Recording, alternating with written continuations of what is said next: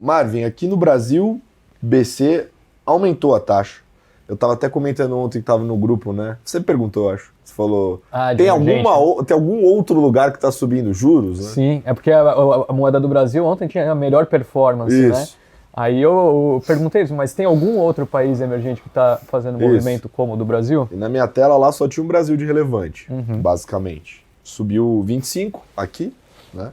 Também amplamente esperado, mais uma Como é vez. possível isso, né? Subir juros com o Fed cortando. Pois é, a gente já falou sobre isso aqui, né? Sobre essa questão do ciclo de política monetária do Brasil ser menor, isso já ter acontecido outras vezes. Mas o fato é que a gente teve essa alta que até foi encarada de maneira positiva aqui no Brasil, por questões de credibilidade, né?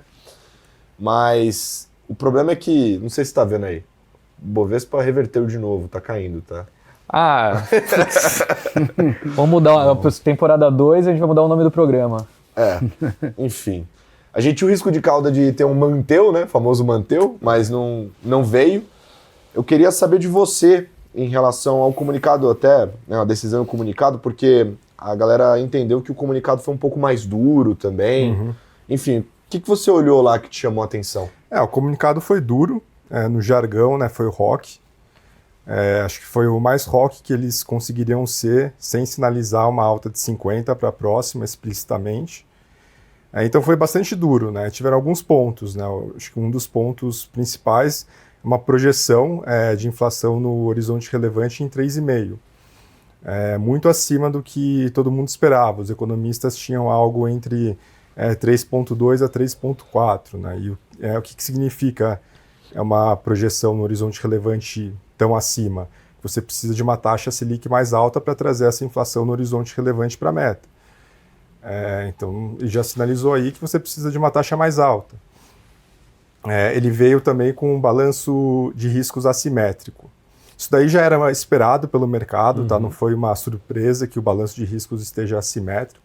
Foi toda uma construção desde o último Copom, a entrada desse balanço de riscos assimétrico. Parte do mercado, já no último Copom, já esperava que você pudesse ver no comunicado esse balanço de riscos assimétrico.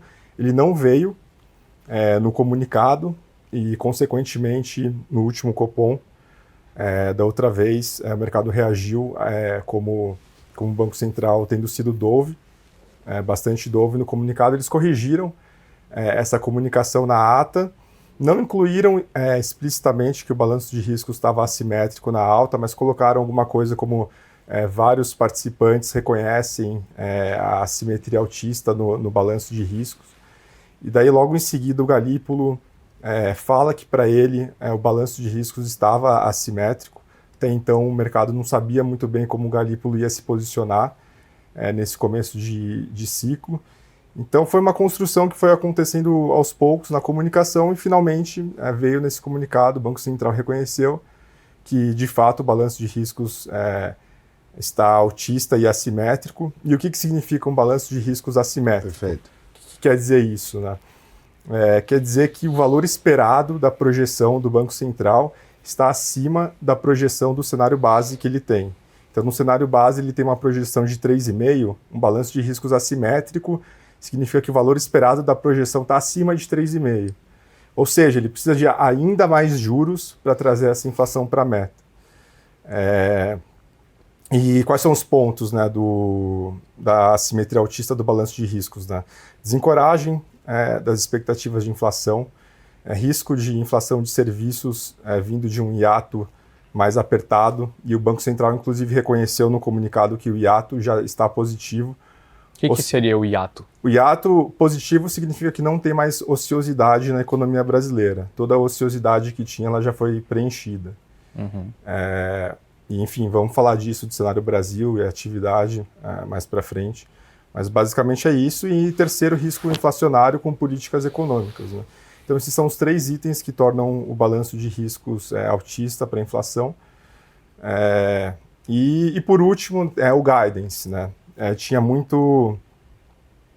as pessoas esperavam que talvez a palavra gradual aparecesse em algum momento no comunicado como guidance. Na comunicação entre Copons, muito se discutiu, né, porque o Roberto Campos falou que em uma comunicação que se tivesse um ciclo, ele seria gradual.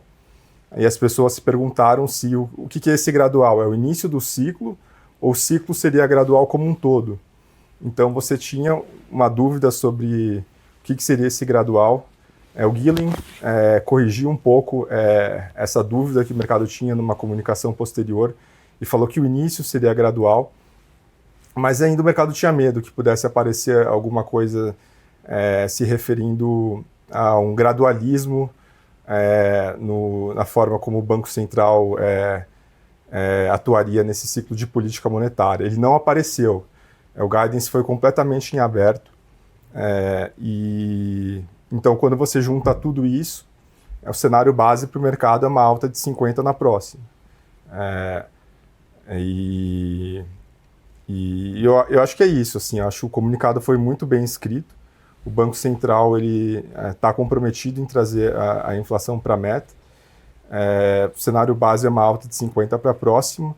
E o orçamento do ciclo ele vai ser muito mais alto do que o que está no Focus hoje, de apenas 100 bases de alta. O quão mais alto? Ao câmbio de hoje, em torno de 5,40, o Banco Central ele rodou o modelo com um câmbio de 5,60. O câmbio agora já está mais para 5,40. Então, com a projeção a 3,5, com um câmbio de 5,40, você precisa, pela elasticidade do modelo, de 100 bases adicionais, além do Focus, para trazer essa inflação para a meta. Então, é um orçamento que larga de 100 bases. Se você considerar a assimetria de riscos, do balanço de riscos, então tem uma alta de juros adicional em cima desses 200 bases. Então dá para falar algo como 250, 300 bases de orçamento. Total. Total. Teve 25 agora. Enfim. Sim. Mas assim, tem uma questão também que é a rolagem do horizonte relevante. Né? Esse 3,5 que a gente está falando é a projeção 12 meses para o primeiro trimestre de 2026. Na próxima reunião, essa projeção vai rolar para o segundo trimestre de 2026 e talvez essa projeção seja um pouco mais baixa. Então, talvez não sejam esses 300, 250, 300 bases. A gente vai saber disso semana que vem, na quinta-feira, no relatório de inflação, quando o Banco Central vai divulgar essa projeção. 300 bases em cima do 10,75 que ficou agora, é isso? Dá para dizer que sim. Seria o retorno para o 13,75 que era da onde a gente iniciou. Que loucura, hein? Sim. Era só ter ficado lá, não precisava ter feito nada. Não se mexe, fica lá. Como eu falei, tem essa rolagem do horizonte relevante, então talvez seja menor do que isso. Tem toda aquela coisa, assim, se o Banco Central ele deve ser proativo, reativo, teve muito essa discussão, né, nesses últimos dias, de como o Banco Central deveria agir e quais seriam as consequências se ele fosse uma coisa ou outra. Né. Se ele fosse reativo, ou seja, por exemplo, incluísse esse gradual no comunicado e optasse por um ciclo de 25 e 25 e 25, muito provavelmente ele teria que fazer muito mais para conseguir trazer a inflação para a meta, muito parecido com o que foi o ciclo do Tombini, por exemplo. Parece que ele está sendo proativo, né? Esse comunicado foi ROC, então parece que ele está sendo proativo, então talvez ele tenha ganhos, né, com essa proatividade, talvez o mercado ajude ele, via câmbio, via expectativas de inflação. Muito cedo para dizer, né? Vamos ver os próximos capítulos. Mas tem aquela coisa também, né? Se o câmbio apreciou porque ele está sendo ROC, se ele voltar a ser Dove depois, o câmbio vai devolver tudo. Uhum. Então, agora que ele começou a falar grosso, ele precisa entregar. Uhum. Me fala uma coisa, Mário, uma dúvida pessoal mesmo. Você não acha que talvez o Banco Central tenha sido muito proativo nesses últimos tempos, olhando no retrovisor? Sei que o cenário foi muito complexo, mas se você parar para lembrar os acontecimentos aí recentes, ele levou para 2% a Selic e recebeu muitas críticas por ter sido mais agressivo do que deveria. Depois levou para 13,75, o mesmo aconteceu. Agora trouxe para 10,5 e, pelo visto, foi mais agressivo do que deveria, porque está voltando a subir. E a gente está falando de voltar, de repente, para 13,75, você disse, ele está querendo demonstrar uma proatividade para talvez não ter que subir por um período muito longo de tempo, resolver mais rápido, né? Assim, eu sei que não é fácil, eu sei que a gente está olhando no retrovisor e o cenário foi muito complexo, mas nesse debate que você trouxe mesmo, de proatividade versus, né, reatividade, assim, o que parece fazer mais sentido dado tudo que aconteceu e o momento que a gente está presente? Não, na minha opinião, é muito claro que ser proativo traz ganhos para o Banco Central nesse momento. Acho que se ele tomar uma atitude proativa e subir o que ele tem que subir para trazer a inflação para a meta e não demorar muito para fazer isso, as chances é que o ciclo seja menor. As chances é que realmente as expectativas de inflação voltem a ancorar, o câmbio aprecie. Então acho que ele tem ganhos na proatividade. Na reatividade, se ele fizesse um ciclo, por exemplo, subindo só de 25, 25, 25, o câmbio só ia tender a depreciar, as expectativas de inflação nunca iam ancorar, só iam continuar desancorando, e no fim o orçamento total ia ser muito maior. A gente talvez tivesse que precisar de mais juros muito ainda. mais juros para conseguir trazer a inflação para a meta, que é o que aconteceu no ciclo do Tombi, né? Acho que é só olhar para o passado. Só deixa eu pegar o gancho aqui, eu acho que esse ponto da proatividade e reatividade do Marvin é bom, que assim, a gente está falando dessa reunião especificamente, tá? Assim, que o reativo seria dar 25, o câmbio continua um pouco pressionado. Esperar para ver como que os dados evoluem. Expectativa não não converge. Tá tendo corte de juros nos Estados Unidos, vamos esperar aqui, não vamos agir agora. Exato, assim, tentar ganhar tempo, mas assim, não existe muito tentar ganhar tempo. E ele foi proativo para efetivamente fazer um esforço para reancorar as expectativas. Assim, eu acho que está na direção correta. Se vai reancorar agora, se a gente vai ver o Focus de segunda caindo, as expectativas já, não sei, é cedo, assim, tem muita coisa para acontecer. Mas é um movimento nessa direção.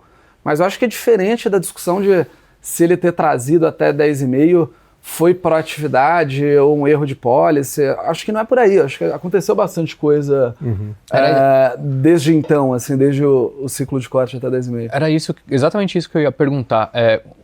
Qual foi a grande mudança nesse meio tempo? Porque a gente está falando um período de 4, 5 meses, né? Posso estar enganado, talvez um pouquinho mais, mas foi um período de tempo curto, né?